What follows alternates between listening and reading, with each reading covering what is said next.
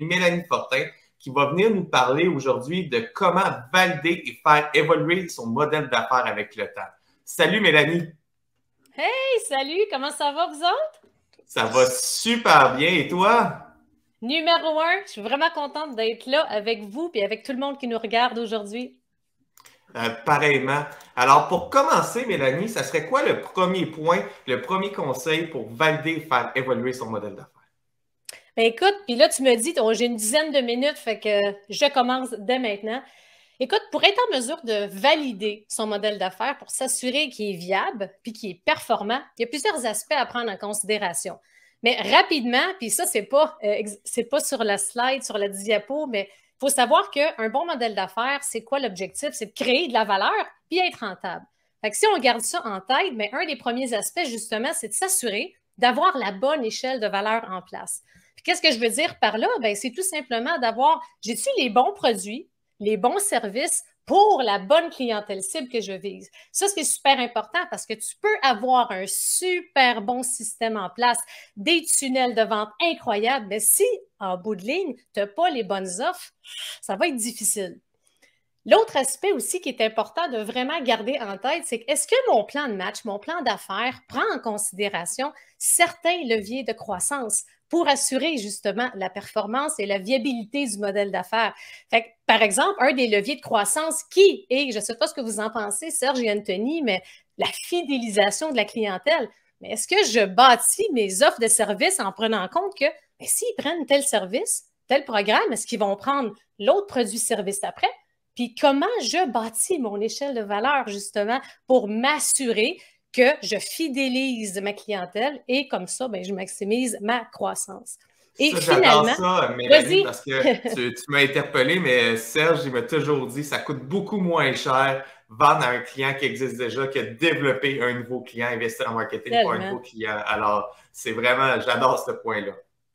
Super, merci Anthony. Puis en effet, je trouve que c'est tellement sous-estimé quand on développe notre plan d'affaires, puis c'est ce que je constate souvent auprès des entrepreneurs. On ne prend pas le temps de penser à ça. Il y en a plein de leviers de croissance, mais la fidélisation, c'est un des leviers qui ne coûte pas cher à mettre en place puis qui donne des résultats incroyables. Puis le troisième point, ben, c'est assez facile, c'est d'avoir un coût quand on pense combien ça me coûte aller chercher un client. Fait que, une équation qui est très simple, si ça me coûte 500 pièces pour 500 $ pour aller chercher un client, puis que mon service est 400, je n'ai pas besoin de vous faire un dessin que ça ne sera pas viable à moyen long terme. Je suis 100% d'accord avec toi. Puis là, une fois qu'on a vu ça, comment attirer des clients régulièrement puis avoir un bon modèle d'affaires avec les clients, c'est quoi les erreurs les plus fréquentes qu'on voit? Hey, Écoute, celle-là, c'est incroyable à quel point je ne comprends pas encore pourquoi c'est encore le cas. Première erreur la plus fréquente, là, puis je suis pas mal sûre que vous allez être d'accord, c'est l'absence, tout simplement, de plan, d'objectifs, de stratégie claire. Ou bien quelques actions ici et là, mais il manque totalement d'alignement ou de cohérence en lien avec ce qu'on désire atteindre. Combien de fois, puis je suis sûre que ça vous est déjà arrivé, puis pour ceux et celles qui nous regardent, hey, je veux faire mon chiffre d'affaires cette année, je veux faire par exemple 300 000 $. Génial, parfait. Alors, on va mettre en place ton plan d'affaires, les bonnes stratégies, les actions pour y aller. Puis souvent, c'est que on a notre plan d'affaires, notre modèle d'affaires qui est là avec nos stratégies, ce qu'on veut faire, voici où ce qu'on veut aller, mais il n'y a pas de ligne directrice claire, ça ne fonctionne pas, il y a une absence de plan clair. Fait que ça, c'est une des erreurs que je constate le plus souvent quand on vient le temps de parler du fameux modèle d'affaires. Deuxième point, puis c'est un peu une continuité du premier point, l'éparpillement. Il y a une croyance, je ne sais pas ce que vous en pensez là, par rapport à ça, puis moi, c'est quelque chose que je constate énormément. Il y a une croyance populaire que hey, si je me concentre sur 1001 projets, si j'en fais plus puis que je suis partout en même temps, c'est clair que je vais finir par atteindre mes objectifs les plus ambitieux plus rapidement. C'est totalement le contraire, bien souvent, qui va se produire. Parce que si tu es éparpillé, tu es partout, c'est pas ça qui va fonctionner super bien. Et qu'il faut que tu t'assures justement de savoir et de déterminer où est-ce que tu veux aller. C'est quoi ta cible financière? C'est quoi que tu vises avec ta business? Puis par la suite, de définir, OK, voici les 3 objectifs principaux que je vais m'attarder cette année pour m'aider à atteindre mes objectifs. Combien de fois je constate ça que, hey, j'ai parti ma chaîne YouTube, j'ai mon podcast, je fais un blog, une conférence, un livre, je développe un nouveau programme. Oh, j'ai une belle opportunité de partenariat ou de collaboration. Et à un moment donné, c'est trop, c'est comme pas assez. Fait que ça, c'est pas mal un autre des erreurs que je constate. Puis la troisième, ben, le modèle d'affaires en place, il ne matche pas, il ne correspond pas avec la vision. Fait que c'est justement un peu ce que je mentionnais. Je veux aller là, mais le plan de match que j'ai en place, il ne reflète pas la vision. C'est plutôt le contraire. C'est que là, j'ai des stratégies que je commence à travailler sur tel point, mais là, je m'en vais là, de l'autre bord. Mais c'est ici ta vision, c'est ça que tu veux atteindre. Fait que c'est pour ça que d'aller chercher une ligne directrice puis de définir un plan de match clair va t'aider à être capable justement d'atteindre ta destination. Si je comprends bien, excuse-moi, Anthony, as-tu le feeling, Mélanie, que parfois, ce plan d'affaires-là, les gens le voient trop en mode théorique et pas en mode pratique? C'est-à-dire qu'ils arrivent avec le lourd fardeau de développer un plan de 60 pages qui couvre toute la business, alors que toi, tu parles d'une ligne directrice claire, relativement simple à se rappeler, qui enligne les directions, les décisions quotidiennes. C'est différent, mais on appelle ça, dans les deux cas, un plan ou une direction, tu sais. Mais c'est exactement, puis je suis vraiment d'accord avec toi, Serge. Puis j'ai été longtemps aussi dans les grandes entreprises. J'étais entrepreneur depuis 3 ans et demi. Puis il y a une affaire que je me suis dit, promis, c'est que mes processus, mes façons de fonctionner, mes processus d'affaires sont agiles, simples, efficaces. Fait qu'en effet, combien de fois j'entends un plan d'affaires, ça va arriver ces tablettes, c'est lourd, c'est un gros document. Puis en effet, c'est de la théorie, au contraire. Mais ça aussi, hein, justement, on va en parler pour le 9 mars, comment on a un plan de match, mais comment s'assurer de la réalisation de son plan en quelques étapes simples? Fait que ça promet. Hey, c'est super intéressant. Puis là, maintenant, on a vu les 3 erreurs à éviter. Ça fait quoi à ce temps les 3 composantes d'un modèle d'affaires? Mais je dirais avec des. Mettons, il y en a tellement, là. Mais mettons, j'ai sélectionné 3 composantes pour favoriser la performance d'un modèle d'affaires, pour qu'il soit, encore une fois, il ne faut pas oublier, est-ce que je crée de la valeur? Est-ce que je suis profitable? Est-ce que je suis à la bonne place?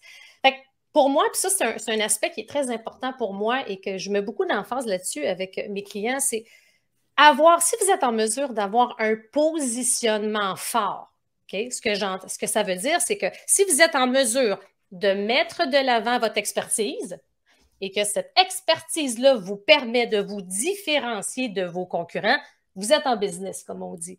Mais malheureusement, c'est rarement le cas. Fait que ça, c'est important de s'y attarder. Posez-vous quelques questions comme comment je me différencie? Mais avant ça, c'est est-ce que ma plus grande qualité, expertise, compétence ou l'ensemble de mes expertises, est-ce que je suis capable de les mettre au-devant à travers mes offres et mes produits? Deuxième composante.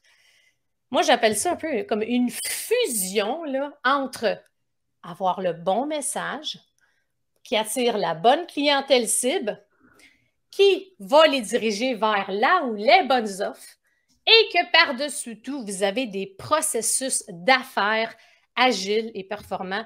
Vous êtes encore une fois en business. Ça paraît simple, hein, Anthony puis Serge, de dire, ben oui, c'est évident, c'est le bon message, la bonne clientèle cible, la bonne offre, mais je suis sûr que vous êtes d'accord que des fois, il y a un des 3 qui ne marche pas. Fait que si je n'ai pas le bon message, je ne les amène pas à la bonne place.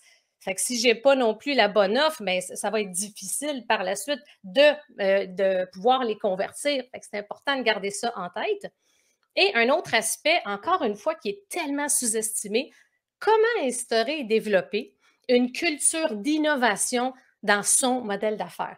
Puis ça, encore une fois, on va penser, culture d'innovation, c'est juste pour les grandes entreprises. Absolument pas. Fait que, vous simplifiez ça rapidement. Qu'est-ce que ça va vous permettre? Mais ça va vous permettre justement de laisser place à votre créativité. Vous allez être plus agile face au changement. Vous allez pouvoir générer des nouvelles idées. Puis comment tout le temps, on ne peut pas en business, puis pour pouvoir prospérer avec notre entreprise, s'asseoir sur ce qu'on a développé. Il faut que ça soit continuellement en développement. Fait que n'hésitez pas à peaufiner, mettre à jour, optimiser tout le temps vos processus, vos équipes, vos produits pour vous assurer que vous offrez réellement de la valeur et ça sur une base régulière et constante. Ce qui est important de se rappeler aussi, ce que j'aime beaucoup dans ce que tu dis, c'est c'est que l'innovation, ce n'est pas nécessairement de réinventer le monde. L'innovation, c'est de prendre mon processus actuel puis de l'améliorer, de le mettre plus rapide, de le plus efficace, moins coûteux, plus sympathique pour le client, plus facile à utiliser pour le client. Bref, chaque fois qu'on améliore quelque chose, on est en train d'innover, on est en train de faire du nouveau avec ce qu'on fait actuellement. Et ça, c'est important d'avoir cette culture-là pour toujours permettre à son produit d'être collé à la réalité du client. Et c'est une bonne façon aussi de se défendre contre les attaques potentielles des concurrents qui vont justement attaquer les entreprises qui, elles, ont arrêté d'innover, qui se sont assises un peu sur leur laurier, sur leur technologie, en se disant « c'est moi le big boss du marché ». Ben, c'est souvent comme ça qu'on se fait attaquer par un plus vite ou une plus vite qui arrive avec une innovation. Et c'est là qu'on dit « tabarouette, j'aurais dû grouiller ».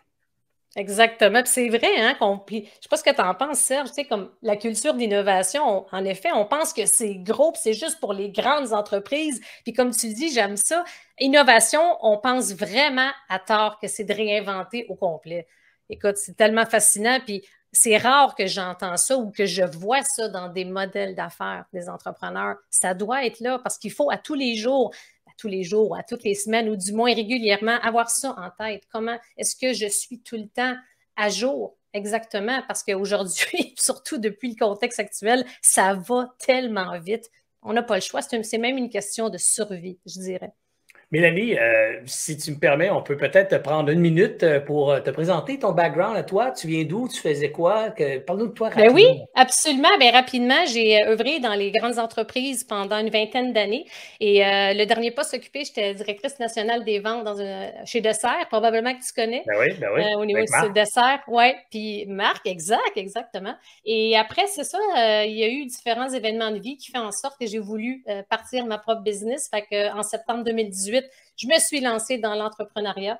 Puis de vraiment pouvoir, c'est drôle parce que pour ma part, c'est suite au décès de mon père que j'ai eu la piqûre comme vraiment rapidement de l'entrepreneuriat. Et depuis ce temps-là, bien, j'accompagne les entrepreneurs, les petites, moyennes entreprises à optimiser justement modèle d'affaires, processus, stratégie de croissance.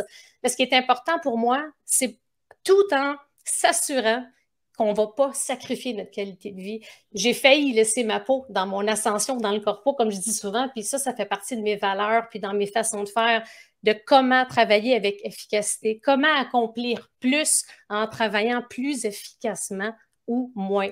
Donc ça, pour moi, c'est super important d'instaurer des plans de match, des politiques, des procédures, des façons de faire agiles. Super important pour moi. Merci beaucoup. Merci beaucoup, Mélanie. Ça fait plaisir. Merci à vous.